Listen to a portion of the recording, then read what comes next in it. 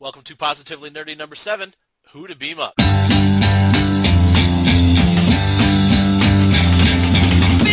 try to put us down about my generation. Talking about my generation. Things ain't too look awful. Talk about my generation. About time before I get old. Talking about my generation. My generation. Welcome everyone to yet another episode of Positively Nerdy. Chris Vint, my illustrious co-host, and I are back finally to discuss issues number 3 and 4 of IDW's Star Trek The Next Generation Doctor Who crossover titled Assimilation Squared. Chris, how are you, my friend? I'm fine. The reason why we took so long to record this is that Ryan and I were stuck in a time vortex, and it took us quite a while to get back to the present day. It did, because I wanted to use Star Trek tactics to get us out of it, and you wanted to use sonic screwdrivers and whatnot to get us out of it. The TARDIS, because it's his ship. So. Oh, well, I figured. Though I thought the sonic screwdriver could do anything. No, it can't travel him through time. We've sat here. We've done this. This will be our 3rd time now, and I still don't know anything about Doctor Who. Apparently. No, it's not like his wee flip phone that he has that makes him energized. We're inspiring modern technology, Chris. That's what Star Trek does. What has Who ever given the world? I don't know. Maybe people with, I don't know. Time's up. No, yeah, okay. You're wrong. It's made funky noises. That's what they've done. Funky noises. Well, Trek has that too. Okay. All right. Well, we are not here to discuss Doctor Who versus Star Trek. We are here to discuss the joining. Oh, please, Capcom, make that game Doctor Who versus Star Trek. You couldn't have Picard. He just want to talk to his opponent the entire time.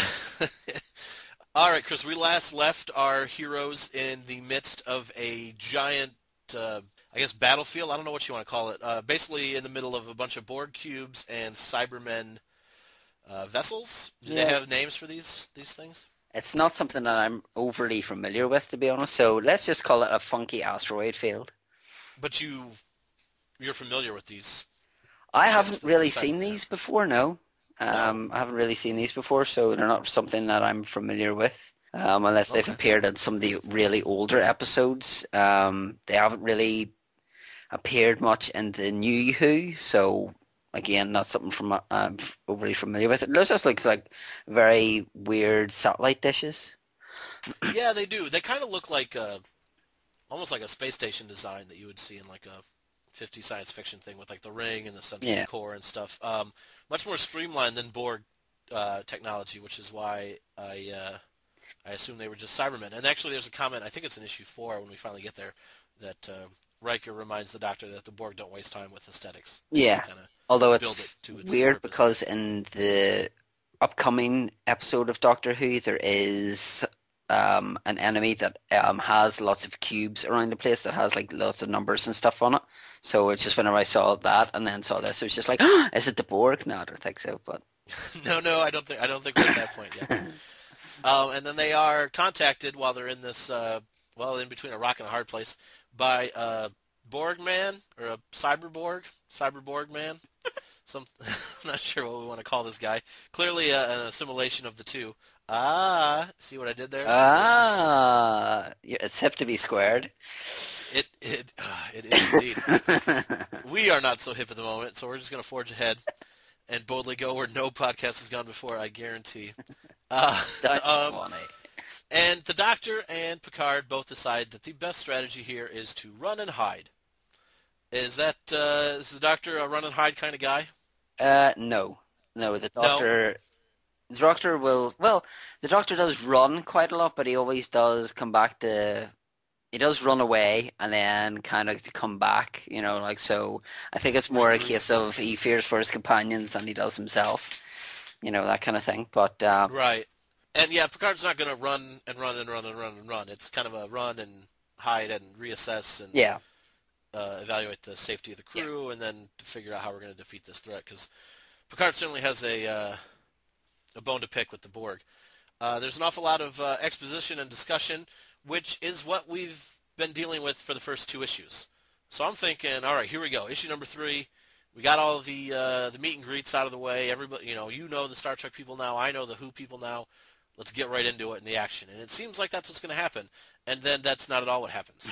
Because the Doctor has some sort of space-time continuum seizure, and we find out that, I guess right before the seizure, we find out that there are records of the Cybermen in the Enterprise logs. And that these logs actually came from the first Enterprise. Or I guess the second Enterprise, thanks to Star Trek Enterprise. That's a Star Trek complaint that Chris doesn't understand. Yep.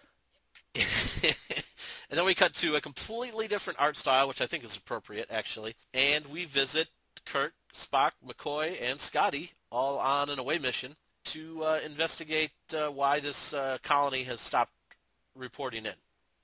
Chris, what did you think of us traveling back? We got some original Trek and an all-new art style. I loved the art. I thought the art in this was absolutely gorgeous. Not that the art in with Picard and the 11th Doctor isn't, but just this is so nice, vibrant.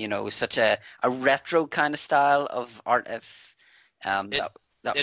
very much fits the original series. Yeah, the original series is very bright and colorful and vibrant, and to tell a flashback, I always appreciate when they use a different art style. So I enjoyed it as well. Yeah. And then obviously we see the fourth Doctor, who is J.K. Woodward's favorite Doctor, Tom Baker, appear, and it's just great to see the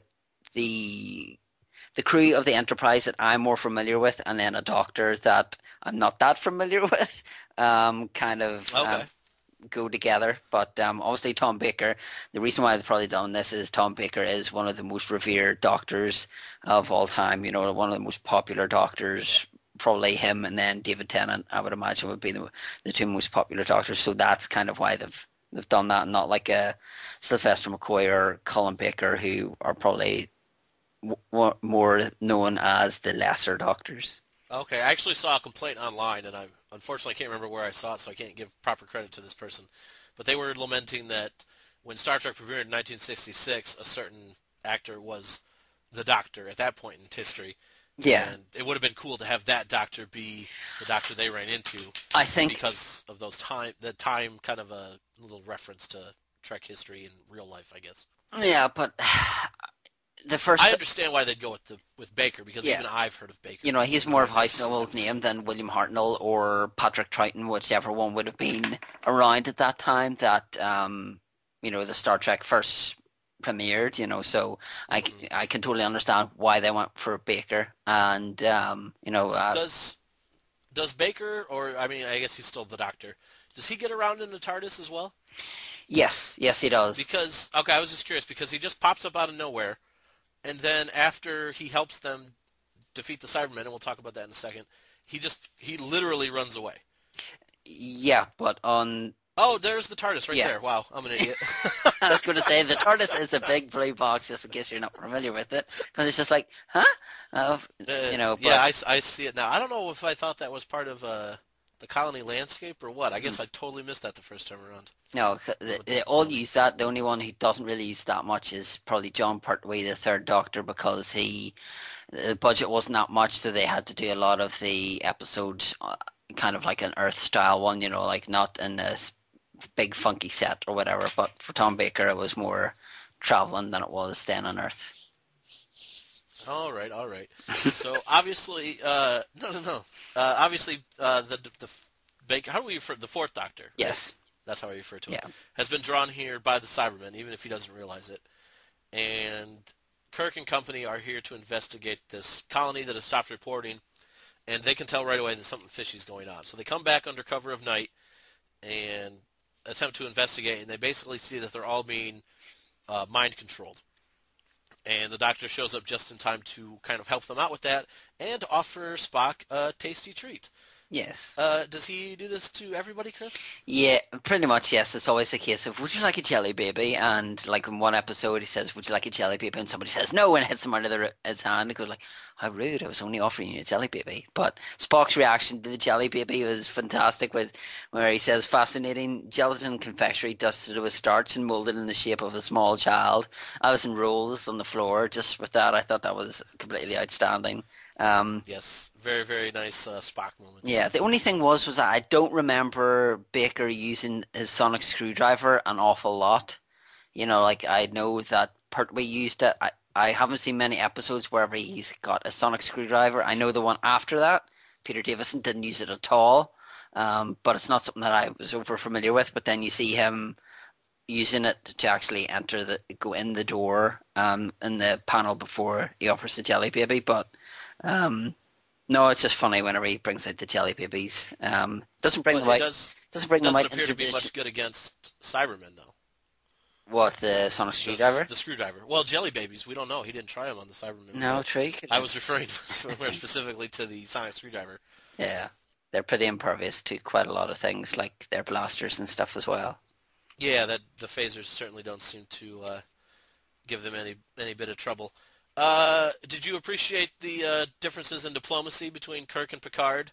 Kirk doesn't ask a single question before he starts trying to fire and throw punches, and instead of Picard asking 1.5 billion questions. Yeah, Kirk seems to be my kind of captain because he just, it's almost like coin the phrase, boots to asses kind of thing. That he just seems to, yeah. As you say, like try and get things done with his fist rather than talking like Picard does. Diplomacy certainly doesn't rule in Kirk's reign. No, and it's just as well since whether or not Kirk knows it, diplomacy is certainly not going to help him out in this situation. And then we see that despite what they feel is a victory, and the Doctor leaves and the crew of the Enterprise leaves, they somehow infected the computer at this outpost. Chris, do you know what's going on here? Because I have no idea what's going on here. No, I didn't really see anything near there. The only thing was that because they had the little things in their ears. This is like in one of the ones, Army of Ghosts and Doomsday, I think it was that they were kind of getting controlled by having like little things in their ears, almost like Bluetooth headsets kind of things, and then they were controlled via a satellite or something like that. That's a fair comparison because they talk about them, and McCoy, the Doctor, says that there's nothing implanted, like it's just kind of there. So I think Bluetooth earpiece is a pretty good analogy, actually. Yeah, so it's just a case of I don't know what's been done with that there, whether they've installed some kind of virus or anything like that. But it's got to be the starting point of them being in this universe would be my guess. I just didn't know if this was a typical Cyberman tactic or not. Like I understand the premise of what's happening, obviously. I just didn't know if this was a trademark Cyberman move or just something kind of concocted to help this crossover we've got going on. Let's just call it a happy accident then. Sounds good. I think this whole, the majority at least of this issue is a happy accident. You mentioned Baker being the most popular Doctor, and Kirk and the original crew in general are where a lot of fans still think of as their Trek, and don't enjoy the other series as much, if not outright ignore them. So I think this issue is an awful lot of fan service, but at least they did it right. Like you said, we got Baker, offering people jelly babies, and Spock's classic reaction. We got some great Kirk literal action. So even if this just turns out to be kind of fan service and a flimsy excuse or a happy accident, as you put it, at least it was a lot of fun. Mm-hmm. It's true. So, and then we kind of come back to the current Enterprise, or at least the current in terms of this story, Enterprise, and more discussion on what the Doctor is or how he knows and doesn't know. And Picard is very, very confused, but feels like he knows this is somewhat familiar and that there's someone he thinks that they should meet. So since the Borg and the Cybermen have gone away, there's a brief mention that they kind of have left the area, and Picard thinks maybe they just have bigger fish to fry. That's just as well, because I have a friend who I think you have much to discuss with, and they head to 10 Forward, which for those of you who aren't familiar with Star Trek The Next Generation is... Hello! Yes, is Chris Vint. For those of you named Chris Vint, 10 Forward is basically the bar, the social center, the restaurant of the Enterprise, and the woman who runs it is named Guinan. And then again, just a quick lesson for those of you unfamiliar. Guinan was played by Whoopi Goldberg in Star Trek The Next Generation and a couple of the movies. for the Next Generation cast. She is many, many hundreds of years old. I think I figured it out. She's apparently between 1,000 and 1,200 years old. So that's getting up there. Yeah, because there's a thing wherever somebody said, I don't know who his name is, the guy with the beard, that's Riker, sorry, says to the doctor, that will make you more than 100 years old, and the doctor says, don't be ridiculous, I'm nowhere near 100, because he's like 690 odd, at the 698 or something like that. So that was a nice touch as well, saying that he was nowhere near 100, kind of saying that he was either, not saying whether he was younger than that or way older than that. I just thought that was a nice touch as well. Even I appreciated that. I thought that was a great joke. And I guess if we're talking about Guinan and the space-time continuum and all that fun stuff, that's a good opportunity to lead us right into issue number 4, which is, again, quite a bit of talking. And Guinan and the Doctor starting to hit it off pretty quickly. Guinan, for anyone who doesn't know, is Elorian, I believe is how you pronounce her species. She's, again, we just mentioned, she's very, very old. They're considered a race of listeners. And Guinan has a perception that is unrivaled. There's an episode of Star Trek The Next Generation, perhaps the best episode of Star Trek The Next Generation, entitled Yesterday's Enterprise. And right away, Guinan realizes that this is wrong. The episode takes place in a parallel timeline, an alternate dimension kind of thing. And Guinan realizes right away this is wrong. She's the only one aware of it, but she can't define why it's wrong or what's wrong, but doesn't stop her from going to Picard and saying this is wrong, and these things that you think you need to do, you don't need to do. You need to do the opposite of what you want to do, but she can't define what it is, but because of the relationship and the trust that her and Picard have, he ends up listening to her, and he always ends up listening to her. I'm pretty sure Guinan could tell him to fly the Enterprise into the sun, and he'd do it. That's just kind of the relationship they have, and you can see that there's a lot of, from my perception anyway, there's a lot of similarities between her and the Doctor. So it's no wonder they seem to hit it off pretty much right away. Chris, any thoughts on Guinan as a character that obviously you were not familiar with before this comic? Oh, obviously she's quite knowledgeable, because not many people know what the TARDIS is, which stands for Time and Relative Dimension in Space. That's what the acronym of it is. I'm quite impressed that I actually remembered that now. But obviously she says to the Doctor, your TARDIS is parked down in a different room. Is that correct? And he kind of just sits there, and Amy kicks him, and he says, like, you've had me at a loss, and that doesn't happen a lot, which it doesn't, because a lot of people, obviously the Doctor is the most knowledgeable person, and he knows near enough everything about everything, whereas this character has told him basically what his vessel's called and all that kind of stuff, so he's kind of a bit taken aback by this. But no, I did enjoy the interaction between them, because, she says you shouldn't even be here, and the Doctor says, yeah, I know I shouldn't, and that kind of thing. But I think the interaction between those two was a lot better than him and Picard, because they seem to have a lot of stuff in common. Yeah, there's a recurring villain, too, on Star Trek The Next Generation who's omniscient, and even he has issues with Guinan. Like, Guinan is so unassuming, but even he kind of, I don't want to say he fears her, but he's wary of her and her abilities and her knowledge. She is, unfortunately, not the ship's counselor. I wish she was. But she's very, very good at listening to you, taking in everything you have to say, and then telling you what you need to hear, not necessarily what you want to hear. She's very, very important when it comes to the Borg. She knew about the Borg long before the crew of the Enterprise encountered them, and was very important on several of their encounters with them. Actually, I don't think there's a single episode of Next Generation with the Borg that doesn't feature Guinan.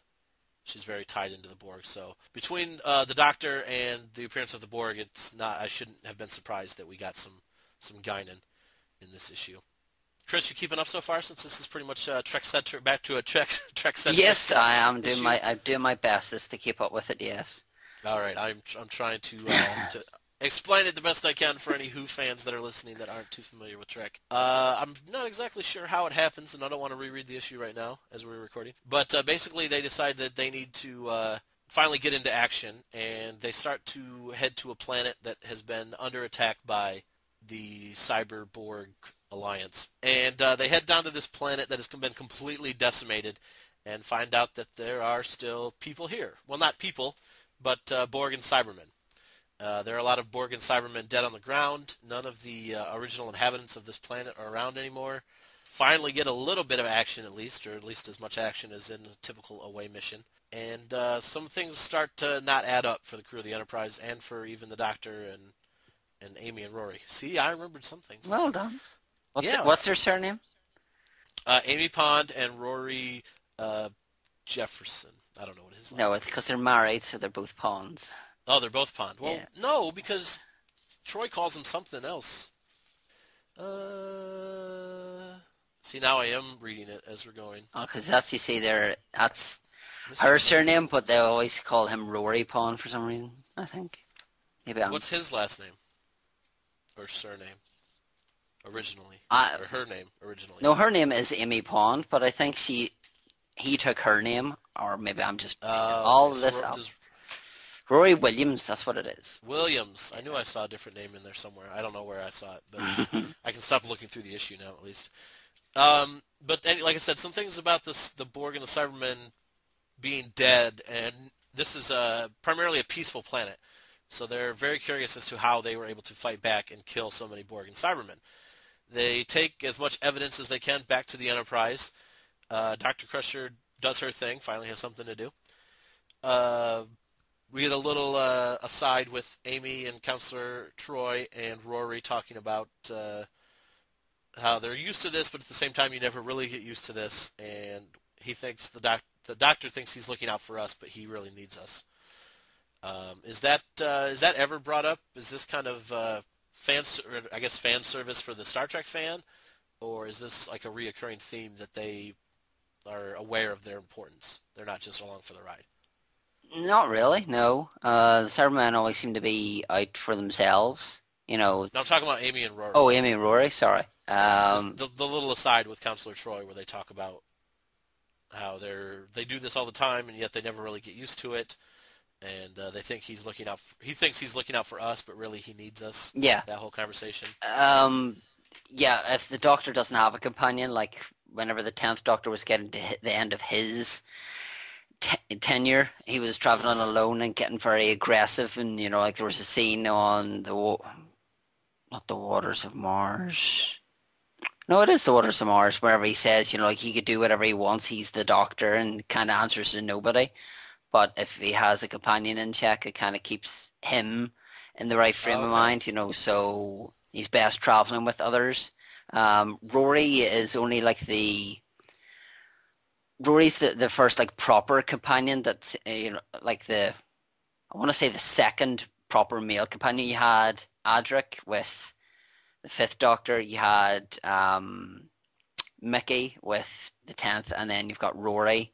But Rory is like the one like Adric who just keeps going round and round, whereas Mickey didn't really do that much. So he normally goes for the ladies, whereas this is the first time that he's picked a couple kind of thing. But it is something that he needs sorely, is people looking out for him, because he can't do everything by himself. And he thinks he can, but he is a bit of a wreck. Normally the episodes where he is by himself are the most ones that you kind of think, right, what's going to happen here? But if nobody's seen the last few episodes of David Tennant's era before the end of time, then you can see what I'm talking about there. And apologies for not remembering Rory's surname to all you Who fans. I should be shot. I should be assimilated, sorry. Or deleted. That's right, you should. Yeah. Speaking of being assimilated, between the evidence on the bodies brought back to the Enterprise and the Sentry drone that the Doctor brings back, they find out that the Cybermen have turned on the Borg. They apparently got whatever they needed out of this alliance and have now turned on the Borg, left them and their entire fleet for dead, destroyed, and have taken the inhabitants of this planet with them to be converted, not assimilated. Like I said, we cut back to the bridge and see the whole fleet has been decimated by the Cybermen, and Picard doesn't seem to be too worried at all. Actually, so much as hints that the enemy of my enemy is my friend, and the Doctor kind of wigs out that you can't be serious. These people are not to be aligned or associated with by any means, And speaking of being aligned with, the Borg then hail the Enterprise and offer a truce and that they need help against their common enemy. Picard tells them no outright, there will be no alliance and they will receive no assistance from me whatsoever. We talked about before in our discussions that this is kind of out of character for both, I don't know, species isn't the right word, but for both the Cybermen and the Borg to go out and align themselves. It's not unheard of for the Borg.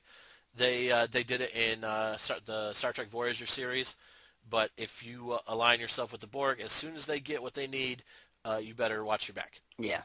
Because they will turn on you at the drop of a hat, and I'm sure Picard knows that and realizes that. And not at all surprised to see Picard turn his back on the Borg.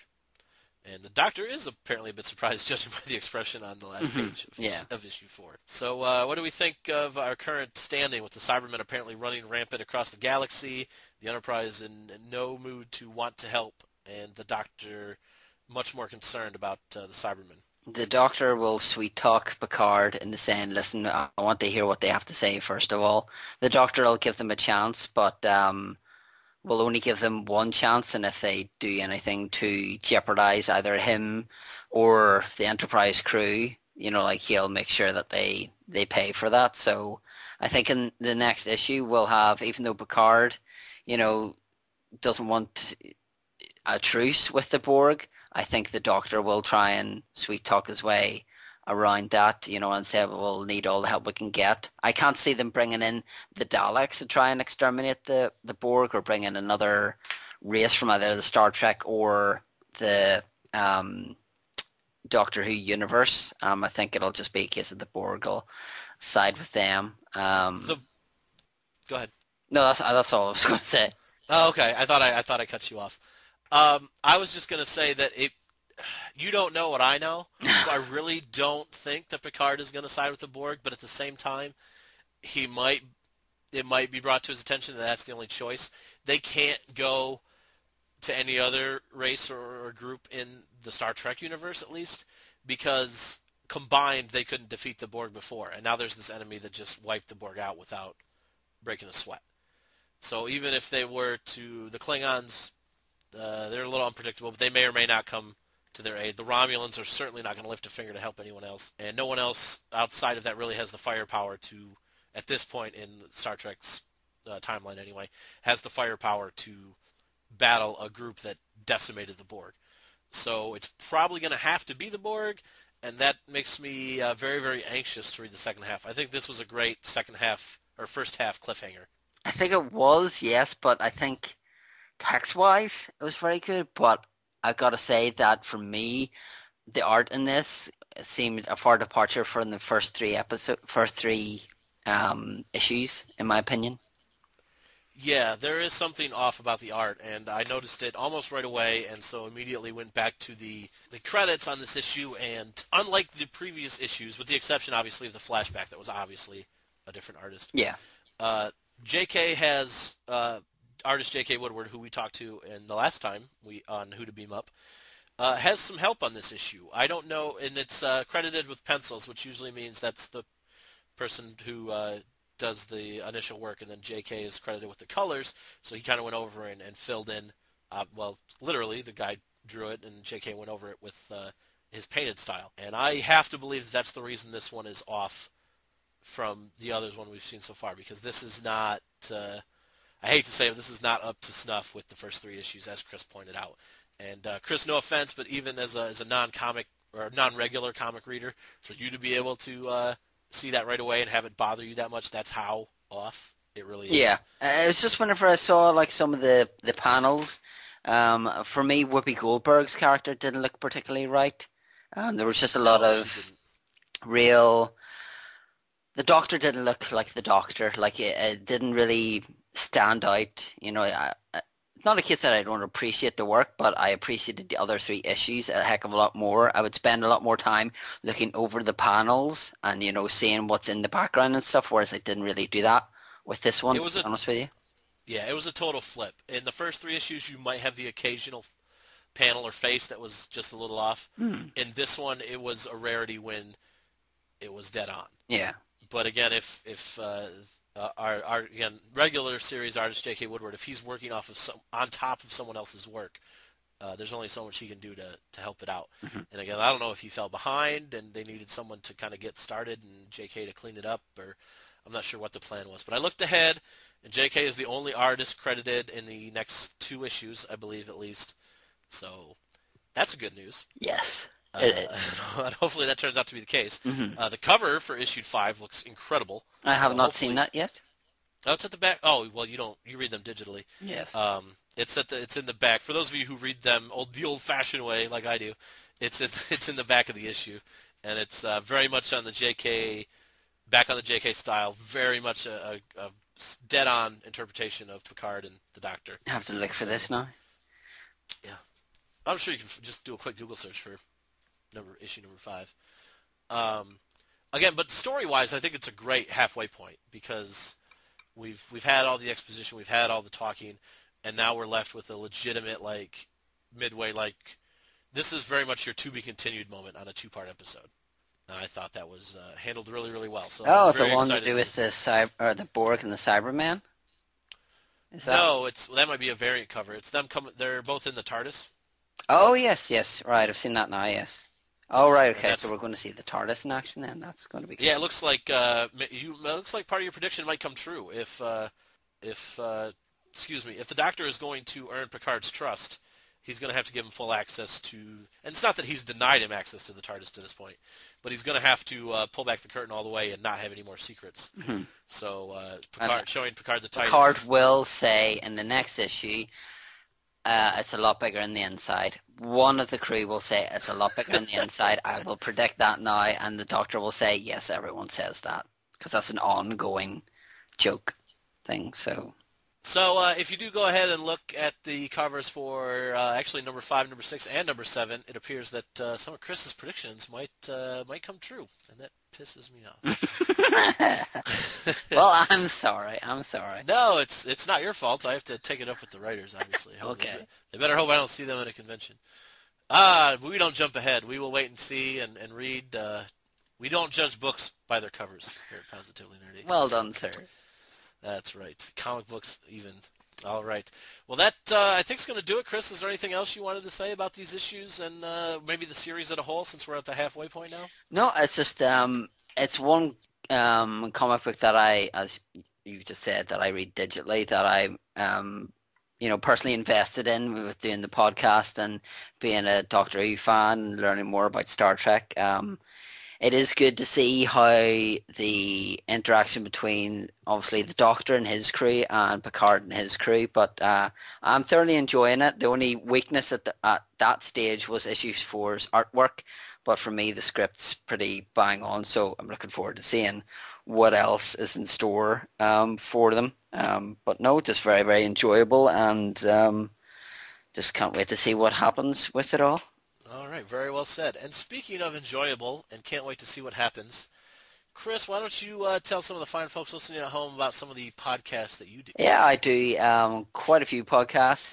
If you're a fan of Teenage Mutant Ninja Turtles, with the new... And who isn't? Exactly, with the new series approaching Nickelodeon at the end of September or the beginning of October for you fine fans in Europe. Not the fans in America aren't fine, but nevertheless, we'll be doing episode reviews on them. We've done one to do with a news review, just to do with things to do with Nickelodeon apparently publishing Jason Biggs' Twitter account on their site or somewhere, and lots of parents said and we kicked off Turtles because of the stuff that he was saying on there, but that's Nickelodeon's fault. So there's the likes of that, RetroShock with Mike Lacey, that covers all things wrestling, whether it's to do with wrestling reviews. A new one going up this week will be to do with the 50 greatest finishing moves in WWE history, and the Best of WCW Clash of the Champions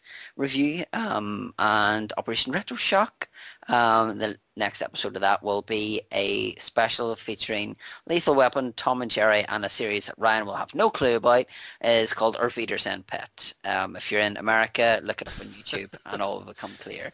But this is an episode to dedicate to my father, who, as Ryan so generously donated that Star Wars comic, and it was very much appreciated, Ryan. I just wanted to make that publicly aware. Absolutely my pleasure, sir. And whoever the bidder was, thank you very much for bidding on it, what you did. So the likes of that there is coming up, and then Ryan will be on at some stage to do with the Spider-Man special, to do with the Tobey Maguire era before we go into... The Raimi trilogy. Yeah, exactly. So that's pretty much that. And if you want to follow me on Twitter, you can do it at Vinto316. And I'd like to thank Ryan for having me on once again. Well, it was absolutely my pleasure, Chris. I cannot thank you enough for joining me, and thank all of you for joining us on this, the third installment of Who to Beam Up. And from Star Trek to Doctor Who, whatever it is that gets you excited, never ever be afraid to celebrate your fandom.